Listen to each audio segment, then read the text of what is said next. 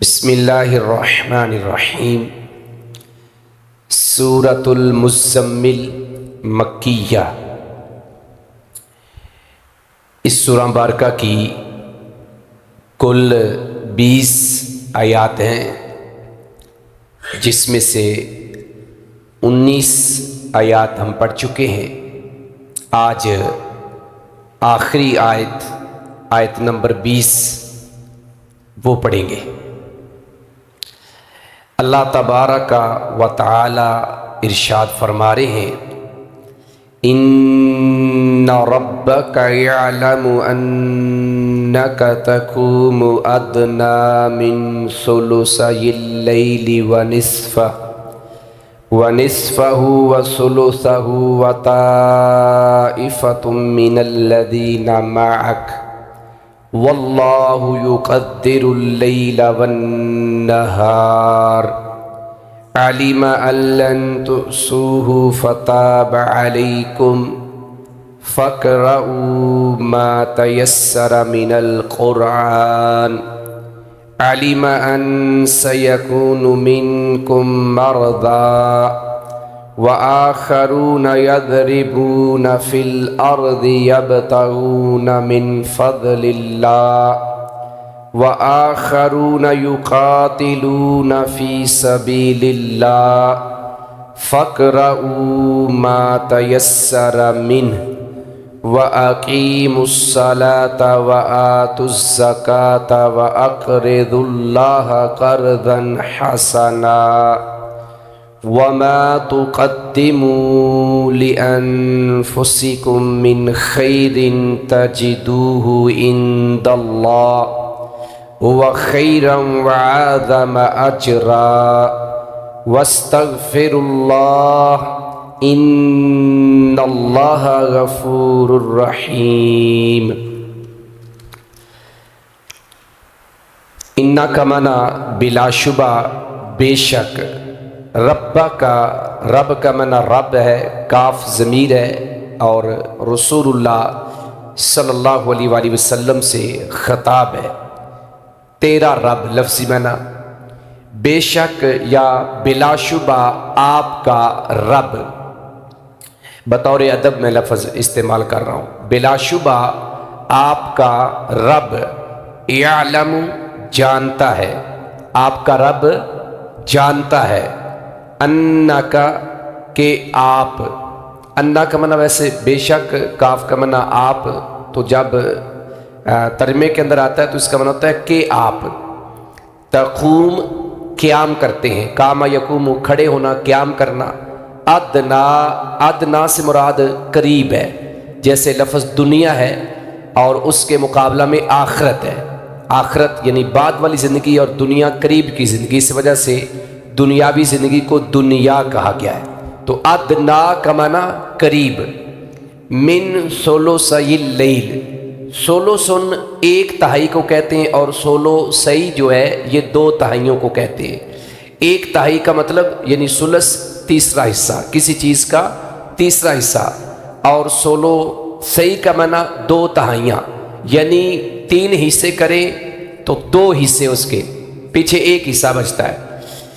تو رات کے یعنی 2 تہائی، اور پھر ہے وَنِصْفَهُ، اور اس کا نصف یعنی رات کا آدھی رات۔ اس کا مطلب ہے کہ 2 تہائی تھوڑا سا زیادہ ہے، یعنی 3 حصے کریں تو 2 حصے آپ قیام کر رہے ہیں، اور پھر کہا کہ کبھی آپ آدھی رات قیام کر رہے ہیں وَنِصْفَهُ، اور پھر آگے کہا کہ وَثُلُثَهُ، اور اس کا 1 تہائی، کبھی کبھی 1 تہائی بھی کر لیتے، یعنی 3 حصے کریں تو 1 تہائی۔ ترجمے کے اوپر اب دوبارہ غور کریں۔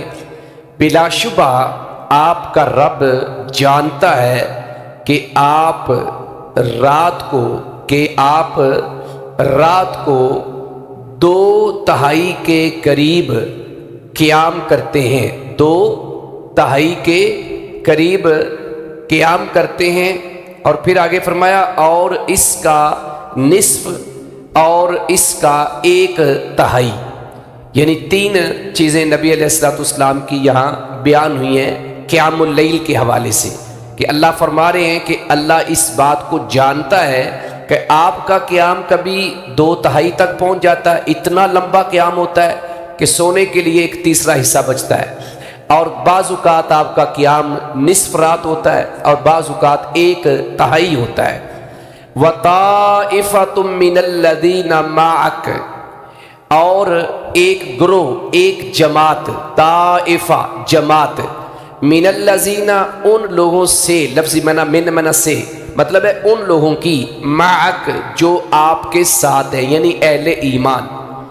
اور یہ بات یاد رکھیں کہ یہ سورہ مبارکہ مکی ہے اور بالکل آغاز کی جو صورتیں ہیں، کیونکہ اس کا نزول کے اعتبار سے جو ہے وہ 3 نمبر ہے، تو یہ ابتدائی صورتوں میں سے ہے۔ تو صحیح مسلم کی روایت ہے، حضرت عائشہ رضی اللہ عنہا سے جب آپ کے قیام کے بارے میں پوچھا گیا تو انہوں نے پوچھنے والے کو، سعد بن ہشام رحمہ اللہ کو، کہا کہ آپ نے سورہ المزمل کو نہیں پڑھا؟ کہا پڑھا ہے۔ تو کہا اس کو دیکھیں اللہ کے پیغمبر علیہ السلام کا قیام کیسا تھا۔ تو پھر حضرت عائشہ رضی اللہ عنہ خود ہی کہنے لگی کہ جو ابتدائی آیات تھیں ان میں قیام اللیل جو تھا وہ فرض تھا، یعنی جب پہلی آیات سورہ المزمل کی نازل ہوئی جس میں حکم آیا کہ قم اللیل، کہ آپ رات کو قیام کریں، تو اللہ کے پیغمبر علیہ السلام اور آپ کے ساتھ جو ایمان لائے تھے مکی زندگی کے اندر، اہل ایمان، وہ اس قیام کو فرض سمجھتے تھے اور وہ اس کا قیام کر رہے تھے پورا سال۔ اللہ کے پیغمبر علیہ السلام نے بھی اور آپ پر ایمان لانے والوں نے بھی رات کا قیام کیا اس نظریے کے ساتھ کہ یہ فرض ہے، اور پھر اپنی طرف سے لمبا قیام کرتے تھے کہ کہیں کمی نہ رہ جائے، کہیں کمی نہ رہ جائے۔ تو 1 سال بعد اللہ رب العزت نے یہ آیت نازل کی، 1 سال بعد یہ حکم نازل ہوا، یہ جو آخری آیت ہے، آیت نمبر 20۔ اور پھر اللہ تبارک و تعالیٰ نے کہا کہ بھائی یہ تھوڑا سا کام آپ کے لیے مشکل ہے اور اندازہ لگانا بھی مشکل ہے، کیونکہ رات کبھی چھوٹی ہوتی ہے کبھی بڑی ہوتی ہے، اور خاص کر سردیوں کی رات میں 2/3 قیام بڑا لمبا قیام ہو جاتا ہے، کیونکہ سردیوں کی رات لمبی ہوتی ہے، تو آدھی رات بھی اگر کریں تو بڑا لمبا قیام بنتا ہے، سردیوں کی رات ہوگا، چلو گرمیوں میں تو چل جاتا ہے کام۔ تو اس آیت میں اصل میں تخفیف دی گئی ہے، تھوڑی سی کہہ لو لچک دی گئی ہے۔ ایک تو یہ کہ اس کی فرضیت کو ختم کیا گیا، دوسرا یہ ہے کہ اس میں یہ کہا گیا کہ آپ جتنا آسانی سے قیام کر سکتے ہیں وہ کر لیں، گو کہ اللہ کے پیغمبر علیہ السلام پھر بھی لمبا قیام کرتے تھے۔ امی عائشہ رضی اللہ عنہ فرماتی ہیں کہ آپ رسول اللہ صلی اللہ علیہ وسلم کے قیام کے بارے میں مت پوچھیں، وہ کتنا لمبا ہوتا تھا، کتنا خوبصورت ہوتا تھا، کتنا ٹھہر ٹھہر کے آپ قیام کرتے تھے، یعنی آپ کے قیام کا یہ طریقہ کار ہوتا تھا، حتیٰ کہ بخاری کی روایت کے مطابق آپ کے پاؤں مبارک سوج جاتے تھے، ورم جس کو ہم کہتے ہیں نا، سویل ہو جانا، تو نبی علیہ السلام کے پاؤں سوج جاتے تھے قیام کی وجہ سے۔ اور امی عائشہ رضی اللہ عنہ نے پوچھ لیا، کہہ دیا، اے اللہ کے پیغمبر علیہ السلام آپ اتنا لمبا قیام کیوں کرتے؟ اور ساتھ یہ بھی کہا کہ آپ کے تو اگلے پچھلے گناہ اللہ نے معاف کر رکھے، آپ کے تو ذمہ کوئی گناہ بھی نہیں ہے۔ تو نبی علیہ السلام نے فرمایا تھا کہ اے عائشہ رضی اللہ عنہ، کیا میں اللہ کا شکر گزار بندہ نہ بن جاؤں؟ پتہ یہ چلا کہ جو رات کا قیام ہے یہ اللہ کی شکر گزاری کے لیے ایک اسپیشل کام ہے، تو اللہ جب نعمتیں دے تو اس کے شکر کے لیے ہمیں رات کو وقت نکالنا چاہیے۔ تو اب ترجمے کی میرے خیال ہے آپ کو آسانی سے سمجھ آ جائے گی۔ بلا شبہ آپ کا رب جانتا ہے کہ آپ رات کو 2/3 کے قریب قیام کرتے ہیں، اور اس کا نصف کا معنی نصف بھی رکھ سکتے ہیں یا آدھا کر سکتے ہیں، اور اس کا آدھا اور اس کا 1/3 اور ان لوگوں کی ایک جماعت جو آپ کے ساتھ ہے، یعنی اہل ایمان مومنین بھی آپ کے ساتھ کیا کر رہے ہیں؟ قیام کر رہے ہیں۔ واللہ، اور اللہ، یقدر اللیل والنہار، قدر یقدر کا معنی ہوتا ہے اندازہ لگانا یا اندازہ رکھنا، اور اللہ رات اور دن کا اندازہ رکھتا ہے، یعنی اصل جو دن کی ٹائمنگ یا رات کی ٹائمنگ ہے یا 2/3 یا نصف رات، یہ صحیح اندازہ گھڑیاں تو اس وقت تھی نہیں کہ ہم ٹائم کے حساب سے کیلکولیٹ کر لیں کہ یہاں سے شام ہو رہی ہے اور اتنے بجے فجر ہو رہی ہے تو اتنے گھنٹے بنتے ہیں، اس کا تہائی کتنا بنے گا، 2 تہائیاں کتنے بنے گی، آدھا کتنا بنے گا، تو وہ ایک اندازہ ہی ہوتا تھا گھڑیوں کے بغیر۔ تو بعض اوقات وہ اس سے بھی آگے چلے جاتے، کیونکہ صحابہ اکرام کے دل میں یہی ہوتا تھا کہ کہیں کمی نہ رہ جائے، زیادہ ہو جائے تو کوئی بات نہیں، کمی نہیں رہنی چاہیے۔ تو اللہ تعالیٰ نے تخفیف دیتے ہوئے کہا اور اللہ رات اور دن کا اندازہ رکھتا ہے، یعنی اصل اندازہ اللہ کو ہے کہ رات کتنی بڑی ہے یا کتنی چھوٹی ہوئی ہے، کتنا حصہ 1/3 بنتا ہے، کتنا حصہ 2 تہائیاں بنتی ہے، اصل اندازہ کس کے پاس ہے؟ اللہ کے پاس ہے۔ پھر فرمایا کہ عالمہ اس نے جان لیا، اس میں یہ فعل ماضی ہے اور واحد ہے، عالمہ اس نے جان لیا، کس نے؟ اللہ نے، لن تحصوہ، ان کے لن ہرگز نہیں، تحصوہ لفظی معنی اس کا معنی ہوتا ہے کہ تم احاطہ نہیں کر سکتے، کسی چیز کو شمار نہیں کر سکتے، لیکن یہاں مطلب ہے کہ تم طاقت نہیں رکھو گے اس کی، یعنی اتنا لمبا قیام ساری زندگی مسلسل کرتے رہنا تمہارے بس میں نہیں رہے گا۔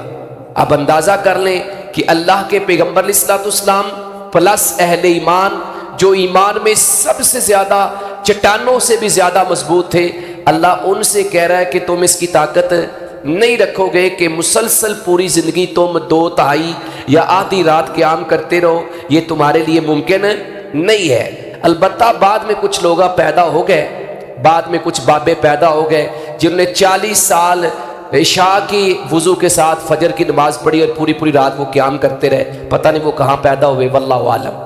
یہ ایک عقیدہ بھی چلتا ہے نا کہ وہ فجر کی نماز عشاء کے وضو کے ساتھ پڑھتے تھے، کیا مطلب ہے؟ رات کو سوتے ہی نہیں تھے، رات کو سوتے ہی نہیں تھے۔ بہرحال تو فرمایا کہ عالمہ اس نے جان لیا، کس نے؟ اللہ نے، لن تحصوہ کہ تم اس کی ہرگز طاقت نہیں رکھو گے، فتاب علیکم تو اس نے تم پر مہربانی فرمائی۔ تاب یتوبو کا معنی توبہ قبول کرنا، اصل میں کیا ہے؟ مہربانی فرمانا، کہ جب بندہ اللہ سے رجوع کرتا ہے تو اللہ مہربان ہو کے اس کو معاف کرتا ہے، تو یہاں پر اس کا معنی مہربانی ہے، کرم نوازی ہے۔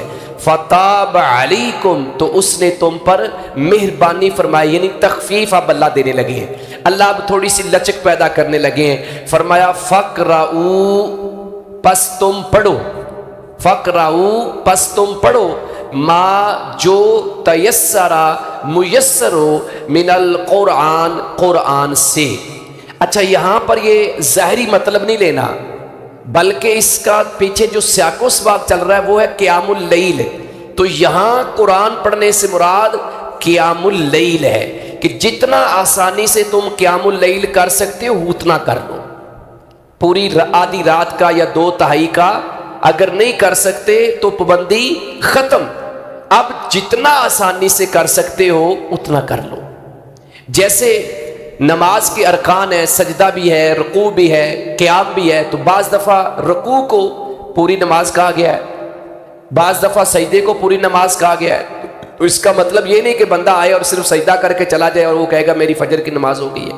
تو قرآن چونکہ قیام اللیل ہے یا کوئی بھی نماز اس میں قرآن پڑھا جاتا ہے، تو قرات بھی نماز کا ایک رکن ہے، چاہے آپ آہستہ پڑھتے ہیں چاہے اونچی پڑھتے ہیں، تو اس اعتبار سے قرات کو یا قرآن پڑھنے کو اللہ تعالیٰ نے تہجد کہا ہے، قیام اللیل کہا ہے۔ تو اس سے مراد بعض لوگوں نے یہ لے لیا کہ آپ کو اگر کچھ بھی نہیں آتا، مثلا سورۃ الفاتحہ بھی آپ نماز میں نہیں پڑھتے، تو آپ کو کوئی سورہ اخلاص ہی آتی ہے تو ایک سورہ اخلاص ہی آپ نے پڑھ لی ہے تو آپ کی نماز ہو گئی ہے۔ تو یہ بات استدلال بالکل باطل ہے، کیونکہ پیچھے بات قیام اللیل کی ہو رہی ہے۔ جس طرح وقرآن الفجر، فجر کا قرآن، پیچھے نمازوں کا ذکر سورہ بنی اسرائیل کے اندر، لیکن جب فجر کی باری آئی تو کیا کہا؟ اور فجر کا قرآن۔ کیوں کہا؟ کیونکہ اس نماز میں قرآن زیادہ پڑھا جاتا ہے تو اس کا نام فجر کا قرآن رکھ دیا، نماز نہیں کہا، فجر کا قرآن کہا ہے۔ تو یہاں پر بھی قرآن پڑھنے سے مراد کیا ہے؟ قیام اللیل ہے۔ تو لہٰذا یہ بات ذہن میں رکھنی ہے جو اللہ فرما رہے ہیں، سو تم قرآن میں سے جو میسر ہو وہ پڑھ لو. مطلب یہ ہے کہ جتنا قیام تم آسانی سے کر سکتے ہو اتنا کر لو. پھر فرمایا کہ اللہ نے یہ تخفیف کیوں دی ہے؟ عالمہ اس نے جان لیا، ان سیکون، ان کے سیکون، سین اور سوفا زیادہ تر یہ مستقبل کو قریب کے معنوں میں کرنے کے لیے آتا ہے، لیکن یہاں معنی ضرور ہے کہ اس نے جان لیا کہ ضرور کیا ہوں گے منکم تم میں سے مرضا، بیمار، یعنی انسان کبھی بیمار بھی ہو سکتا ہے. تو اگر 2/3 یا آدھی رات ہی قیام اس کے اوپر لازم رہے تو اس کے لیے تو مشکل ہو جائے گا. اس لیے وہ 2 رکعت ہی پڑھ لے، جو حدیث ہم نے ابتدا میں پڑھی تھی کہ 10 آیات کے ساتھ قیام کر لے، کم از کم غافلین سے نام نکل جائے گا. فرمایا کہ اس نے جان لیا کہ ضرور تم میں سے کچھ بیمار ہوں گے، وآخرون، اور کچھ دوسرے، یضربون فی الارض، جو زمین میں سفر کریں گے. ضرب یضرب کو معنی چلنا بھی ہوتا ہے، ضرب کا معنی مارنا بھی ہوتا ہے اور چلنا بھی ہوتا ہے اور بیان کرنا بھی ہوتا ہے. جیسے ضرب المثل ہم لفظ بولتے ہیں، مثال بیان کرنا، تو یہاں چلنے کے معنوں میں ہے. اور کچھ دوسرے جو زمین میں چلیں گے، یعنی سفر کریں گے. مسافر بھی بندہ ہوتا ہے، اب سفر کی تھکاوٹ بھی ہوتی ہے. سفر کس لیے؟ آگے اس کا مقصد بھی بتا دیا. یبتغون من فضل اللہ، اللہ کا فضل تلاش کریں گے، یعنی تجارت کریں گے. تجارت کی غرض سے لوگ سفر بھی کرتے ہیں، تھکاوٹ بھی ہوتی ہے. تو اس صورت میں کیا ہے کہ رات کو اتنا لمبا قیام کرنا، پورا دن سفر کرنا اور رات کو اتنا لمبا قیام کرنا کیا ہو جائے گا؟ مشکل ہو جائے گا. لہٰذا جتنا آسانی سے کر سکتے ہو 2 رکعت پڑھ کے، 1 وتر پڑھ کے کام چلا لو. یہ تو لازمی کرنا ہے نا. تو بہرحال مجھے امید ہے کہ جو پہلا لیکچر ہوا ہے ہمارا اس کے اوپر، اس کے بعد کئی لوگوں نے شروع کر دیا ہوگا انشاءاللہ، اور گھر والیوں کو بھی شروع کروا دیا ہوگا. چھینٹے مارنے والا کام بعد میں پوچھ لیتے ہیں بھی شروع کیا ہے کہ نہیں کیا. فرمایا کہ وآخرون یقاتلون فی سبیل اللہ. اب تیسرا گروہ، اور کچھ دوسرے جو اللہ کی راہ میں لڑیں گے. صاف ظاہر ہے مجاہدین سارا دن لڑائی کرتے کرتے بندے کو تھکاوٹ ہو جاتی. ہاں اہل ایمان مضبوط تھے اس وقت کے، وہ رات کو قیام بھی نہیں چھوڑتے تھے. فرمایا کہ اور کچھ دوسرے جو اللہ کی راہ میں لڑیں گے، فقرعو، تو تم پڑھو، ما جو تیسرا میسر ہو، من ہو، اس سے. یعنی یہاں قرآن کا لفظ استعمال کرنے کے بجائے ضمیر اللہ نے استعمال کیا ہے. سو اس میں سے جو میسر ہو پڑھو. وَأَقِيمُوا الصَّلَاةَ، اور نماز قائم رکھو، یعنی نماز پڑھتے رہو. یعنی یہ فرض ہے، یہ تو نہیں چھوڑنی، اس کے اندر تخفیف نہیں ہے. البتہ یہ تخفیف ضرور ہے کہ آپ مسافر ہیں تو 4 کی بجائے 2 پڑھ لیں، اور اگر آپ جہاد کے اندر ہیں تو پھر بھی اس کے اندر مختلف طریقے، حتیٰ کہ 1 رکعت چلتے پھرتے بھی آپ پڑھ سکتے ہیں. وَآتُوا الزَّكَاةَ، اور زکوٰۃ دو. وَأَقْرِضُوا اللَّهَ، اور قرض دو اللہ کو، قرضاً حسنا، اچھا قرض دینا، یعنی صدقہ خیرات. یہ لفظی یعنی بظاہر تو یہ کہ اللہ کو قرض، جس کے اوپر یہود و نصارہ نے کہا تھا کہ نعوذ باللہ اللہ جو ہے وہ مسکین ہو گیا ہے، اللہ جو ہے وہ بیکاری بن گیا ہے کہ وہ ہم سے پیسے مانگ رہا ہے، ہم سے صدقہ مانگ رہا ہے، ہم سے قرض مانگ رہا ہے. تو اللہ کو نہیں ضرورت ہے. اصل میں جو ہم اللہ کے بندوں پہ خرچ کر رہے ہیں تو یہ ایسے جیسے ہم نے اللہ کو قرض دیا ہے، تو اللہ تعالیٰ کہتا ہے وہ اچھا قرض بنا کے واپس کرے گا، یعنی اجر تمہیں زیادہ دے گا دنیا میں بھی اور پھر آخرت کے اندر بھی. تو اس لیے فرمایا وَأَقْرِضُوا اللَّهَ، اور اللہ کو قرض دو، یعنی فرض زکوٰۃ کے علاوہ بھی کچھ نہ کچھ دیتے رہا کرو. یہ نہیں ہے کہ سال بعد زکوٰۃ دینی ہے اور پورا سال غریب مر جائے کہنا بھی سال بعد آنا زکوٰۃ دوں گا، اس سے پہلے کچھ نہیں دینا. نہیں، پورا سال بھی کچھ نہ کچھ دیتے رہو. وَأَقْرِضُوا اللَّهَ قَرْضًا حَسَنًا، اور اللہ کو قرض دو، اچھا قرض دینا. وَمَا تُقَدِّمُوا، اور جو تم آگے بھیجو گے، قدّم یقدم، آگے بڑھنا یا آگے بھیجنا، لِأَنفُسِكُمْ، اپنی جانوں کے لیے، من خیر، نیکی سے. اور جو نیکی تم اپنی جانوں کے لیے آگے بھیجو گے، اور جو نیکی بھی تم اپنی جانوں کے لیے آگے بھیجو گے، یعنی جو نیکی بھی کرو گے، چھوٹی سے چھوٹی نیکی بھی کرو گے، تجدوہ، اس کو پالو گے، تم اس کو پالو گے، عند اللہ، اللہ کے ہاں. تم اس کو اللہ کے ہاں پالو گے، یہ نہیں ہو سکتا۔ سورہ زلزال ہم پڑھ کے آئے نا کہ ذرہ برابر بھی نیکی کرو گے تو اس کو بھی دیکھ لو گے، یہ نہیں ہو سکتا کہ چھوٹی سی نیکی کو اگنور کر دیا جائے۔ پھر فرمایا ہوا وہ، یعنی وہ جو نیکی تم کرو گے، خیرہ بہتر ہے، وہ بہتر ہے، وعظم اجرا اور ثواب میں کہیں بڑی ہے، یعنی بہتر بھی ہے اور ثواب اس کا کتنا بڑا ہے۔ آپ وہ بخاری مسلم کی روایت کہ اخلاص کے ساتھ ایک کھجور صدقہ کرتا ہے، قیامت والے دن اود پہاڑ کے برابر بن جائے گی، ایک کھجور اخلاص کے ساتھ۔ اس سے اندازہ لگائے کہ کتنا ثواب ہمارا اللہ میں نیکیوں کے اوپر دیتا ہے، چھوٹی سے چھوٹی نیکی کے اوپر بھی۔ واستغفر اللہ، اور پھر آخر میں بڑی اہم بات کہہ دی، اور اللہ سے بخشش مانگو، اور اللہ سے بخشش مانگو۔ اس کے اوپر ہم بات تفصیل کے ساتھ کر چکے ہیں۔ کون سی سورہ مبارکہ میں؟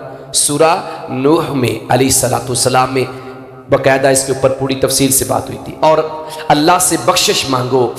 ان اللہ، بے شک اللہ غفور، غفور کا معنی بے حد بخشنے والا، رحیم نہایت رحم والا ہے۔